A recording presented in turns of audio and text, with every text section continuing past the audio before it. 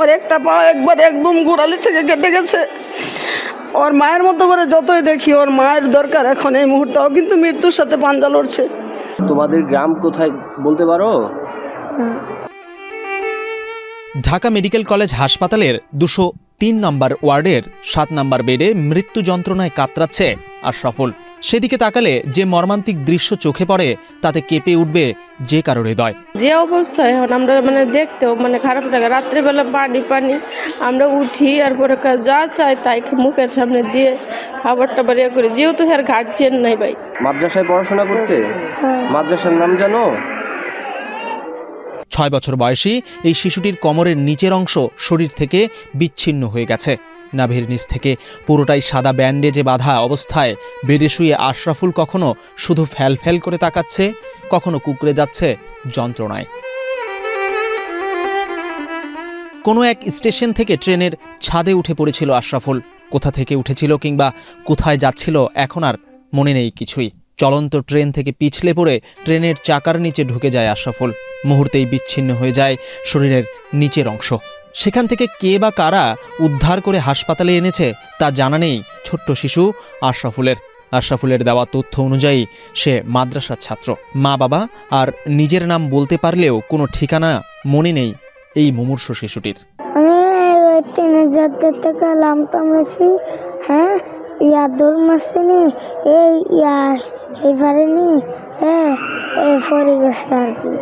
কয়জন ছিল তোমরা?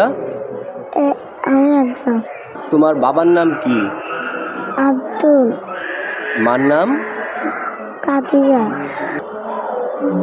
তোমাদের গ্রাম কোথায় বলতে পারো? তুমি স্কুলে পড়াশোনা করতে না? তুমি পড়াশোনা করো? কোন ক্লাসে পড়তে? মাদ্রাসায়? মাদ্রাসায় পড়াশোনা করতে?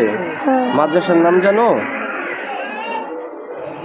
ঢাকা মেডিকেলের একজন আয়া গুরুতর আহত শিশুটিকে মায়ের মতো যত্ন করছেন। অশ্রুসিক্ত কণ্ঠে তিনিও আশরাফুলের মা বাবার সন্ধান চাইলেন। ওর জানার মতো কোনো মানুষ নাই, একমাত্র আমরা এই ওয়ার্ডের মানুষ। আমাদের ডক্টর নার্স ওরে দেখশন করছে, আর আমি একজন ওয়ার্ডের আয়া। ওরে মায়ের মতো করে দেখতেছি, কিন্তু ওর মায়ের মতো করে যতই দেখি, ওর মায়ের দরকার এখন এই মুহূর্তে। ও কিন্তু মৃত্যুর সাথে পাঞ্জা লড়ছে। ওর একটা পা একবার একদম গোড়ালি থেকে কেটে গেছে। ওর কাছে আসলে আমার গা শিরশির করে, কিন্তু সেবার কোনো ত্রুটি নাই। যদিও না থাকে তাহলে ওর মায়ের দরকার, ওর আপনজনের দরকার। দয়া করে মেহেরবানি করে যদি আপনারা জেনে থাকেন ওর স্থায়ী ঠিকানাটা একটু দিয়ে দিয়েন। আমাদের এই কামনা রইল আপনাদের কাছে। এটা ঢাকা মেডিকেল ওয়ার্ড 203 নম্বর। ছোট্ট শিশুটির এমন করুণ দশায় কষ্টে ভারী হয়ে ওঠে 207 নম্বর ওয়ার্ডের আশপাশ। আশরাফুলকে দেখে আবেগ সামলাতে না পেরে অন্য রোগীদের স্বজনরা অশ্রুসিক্ত হয়ে পড়েন। দয়া করে যদি ওর গার্জিয়ানটাকে খুঁজে বের করতে না পারো তাহলে অনেক হইতো আর কি। আমরাও চাই যে এই শিশুটার গার্জিয়ান সামনে আসুক। আমরা সবাই দোয়া করি ওনার জন্য, এই বাচ্চাটার জন্য সবাই দোয়া করবেন যাতে সুস্থ হয়। একটা পাও কাটা গেছে, ওনার অনেক কিছু হয়েছে, অপারেশন আরও লাগবে, ব্লাড লাগবে, ব্লাড দেওয়া হয়েছে। চিকিৎসকরা জানিয়েছেন হাসপাতাল থেকে সব ধরনের সহযোগিতা দেওয়া হচ্ছে আশরাফুলকে, কিন্তু তার পাশে তার মা বাবাকে খুবই প্রয়োজন। কয়েকটি অপারেশন করাতে হবে। হাসপাতাল থেকে প্রয়োজনীয় ব্যবস্থা নেওয়া হচ্ছে, তবে সার্বিকভাবে তার অবস্থা আশঙ্কাজনক। একটা পা তো সম্পূর্ণরূপে বিচ্ছিন্ন হয়ে গেছে, ট্রেনের চাকার নিচে কাটা পড়ে, তো পুরোপুরি প্রায় বিচ্ছিন্ন হয়ে গেছে। কিন্তু এখানে কিছু ভাঙা হাড় এবং কিছু মরা মাংস এখানে রয়ে গেছে, যেখান থেকে পরবর্তীতে ওর সংক্রমণ হতে পারে।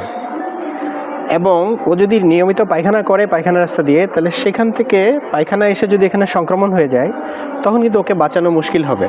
তো আমাদের কাজ হচ্ছে এটাকে সংক্রমণ মুক্ত রাখা। সেজন্য প্রথমেই আমরা যে কাজ করেছি, আমরা পায়খানা রাস্তাটা পেটের উপরে বিকল্প একটা পায়খানা রাস্তা করে দিয়েছি, যাতে ওখান থেকে ময়লা এসে এই ঘাটাতে কোনো প্রকার সংক্রমণ না হয়।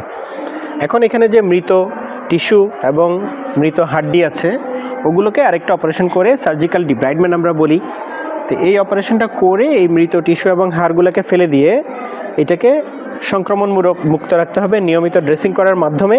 পরবর্তীতে হয়তো আরেকটা অপারেশন করে এটাকে ঘা শুকানোর জন্য ক্লোজ করতে হবে। তো এটা অর্থোপেডিক বিশেষজ্ঞের তত্ত্বাবধানে হওয়া দরকার, যে কারণে আমরা ওনাদেরকে কল দিয়েছি। ওনারা এসে দেখে সিদ্ধান্ত নিয়ে এটা হয়তো করে দিবেন। করে দিলে তাহলে তার এই ঘাটা যদি ভালো হয়ে যায়, তখন এখানে হয়তো একটা কৃত্রিম একটা পা প্রতিস্থাপন করা যায় কিনা সেটা ওনারা বিবেচনা করে দেখবেন। আর যখন এই ঘাটা পুরোপুরি শুকিয়ে যাবে তখন আমরা যে সাময়িকভাবে বিকল্প পায়খানা রাস্তা যেটা করে দিয়েছিলাম সেটাকে আরেকটা অপারেশন করে আমরা আবার পূর্বের জায়গায় ফিরিয়ে দিব। তখন সে আবার স্বাভাবিক পায়খানা রাস্তা দিয়ে পায়খানা করতে পারবে। তো আশা করি যে ওর আজকে একটু ইয়ে ছিল, ইনফেকশনের সাইন ছিল, জ্বর এসেছিল। তো এটা আমরা সাথে সাথে জ্বরের চিকিৎসা করাতে এখন তার জ্বরটাও এখন কমে এসছে। তো আশা করি যে কালকে অপারেশনটা করা সম্ভব হলে আমার মনে হয় আশরাফুল বেঁচে যাবে। আর তার বাবা এবং মাকে যদি এর মধ্যে আমরা খবর পাঠাতে পারি তাহলে তারাও চলে আসলে তাহলে ওর পরবর্তী যত্ন এবং অন্যান্য কেয়ার এগুলো ভালোভাবে হবে ইনশাল্লাহ। এই বিষয়ে হ্যাঁ, বাচ্চাটার বাড়ি হচ্ছে চট্টগ্রামে। ওর হচ্ছে কর্নেলহাট সে বলতে পারে, এবং তার বাবার নাম হচ্ছে আব্দুল এবং মার নাম হচ্ছে খাদিজা। তো আপনাদের পরিচিত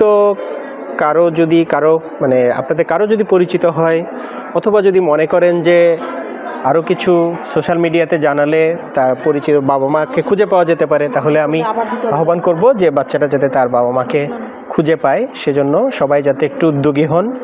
হ্যাঁ, তাহলে ছেলেটা তার বাবা মাকে ফিরে পাবে। হাসপাতালের বেডে শুয়ে ফ্যালফেল করে তাকিয়ে থাকে আশরাফুল। কখন জানি তার মা বাবা আর স্বজনরা আসবে। যদিও আশরাফুল ফিরে পাবে না তার স্বাভাবিক জীবন, তবুও চাই অসহায় শিশুটি বাবা মায়ের স্নেহ ভালোবাসাটুকু ফিরে পাক। আশরাফুলকে তার পরিবারের কাছে ফিরিয়ে দিতে সহযোগিতা করুন, এগিয়ে আসুন, সে যেন ফিরে পায় তার বাবা মায়ের স্নেহ।